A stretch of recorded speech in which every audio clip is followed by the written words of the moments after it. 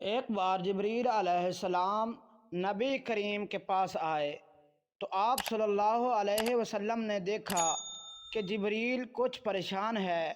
آپ نے فرمایا، جبریل کیا معاملہ ہے کہ آج میں آپ کو غم زدہ دیکھ رہا ہوں؟ جبریل نے عرض کی، اے محبوب کل، میں اللہ پاک کے حکم سے جہنم کا نظارہ کر کے آیا ہوں۔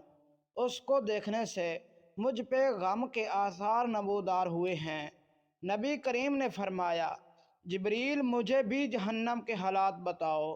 جبریل نے عرض کی، جہنم کے کل 7 درجے ہیں، ان میں جو سب سے نیچے والا درجہ ہے، اللہ اس میں منافقوں کو رکھے گا۔ اس سے اوپر والے 6 درجے میں اللہ تعالیٰ مشرک لوگوں کو ڈالیں گے۔ اس سے اوپر 5ویں درجے میں اللہ سورج اور چاند کے پرستش کرنے والوں کو ڈالیں گے۔ 4تھے درجے میں اللہ پاک آتش پرست لوگوں کو ڈالیں گے۔ تیسرے درجے میں اللہ پاک یہود کو ڈالیں گے۔ تیسرے درجے میں اللہ پاک یہود کو ڈالیں گے۔ دوسرے درجے میں اللہ تعالیٰ عیسائیوں کو ڈالیں گے۔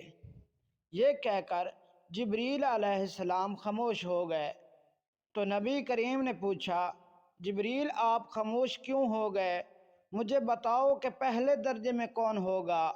جبریل علیہ السلام نے عرض کیا، اے اللہ کے رسول، پہلے درجے میں اللہ پاک آپ کے امت کے گناہگاروں کو ڈالیں گے۔ جب نبی کریم نے یہ سنا کہ میری امت کو بھی جہنم میں ڈالا جائے گا تو آپ بے حد غمگین ہوئے اور آپ نے اللہ کے حضور دعائیں کرنا شروع کیں۔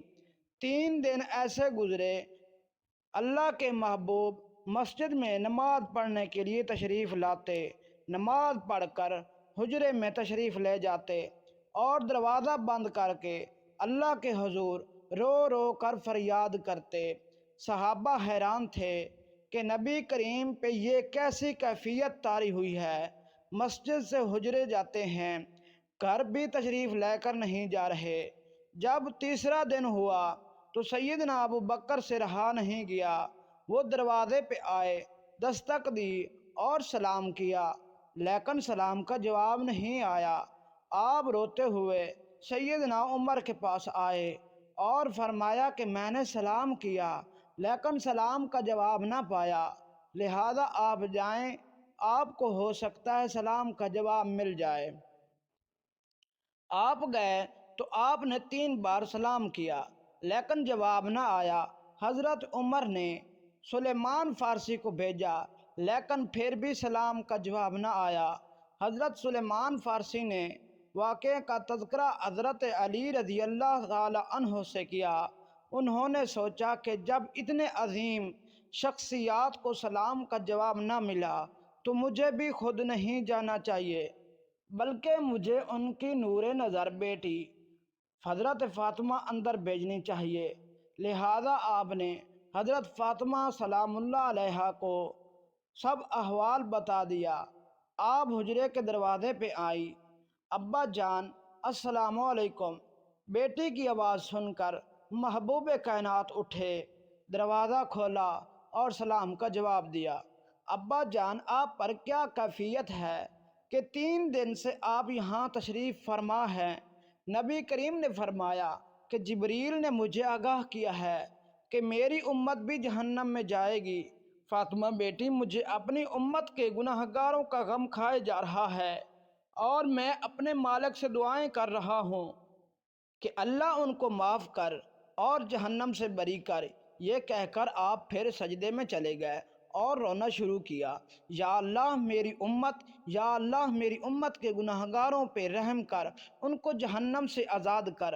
کہ اتنے میں حکم آ گیا، وَلَسَوْفَ يُعْطِيكَ رَبُّكَ فَتَرْضَىٰ، اے میرے محبوب غم نہ کر، میں تم کو اتنا عطا کر دوں گا کہ آپ راضی ہو جائیں گے۔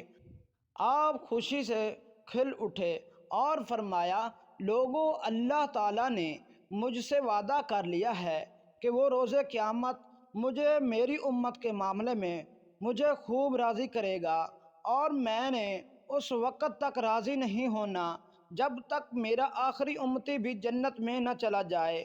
لکھتے ہوئے آنکھوں سے آنسو آ گئے کہ ہمارا نبی اتنا شفیق اور غم محسوس کرنے والا ہے، اور بدلے میں ہم نے ان کو کیا دیا۔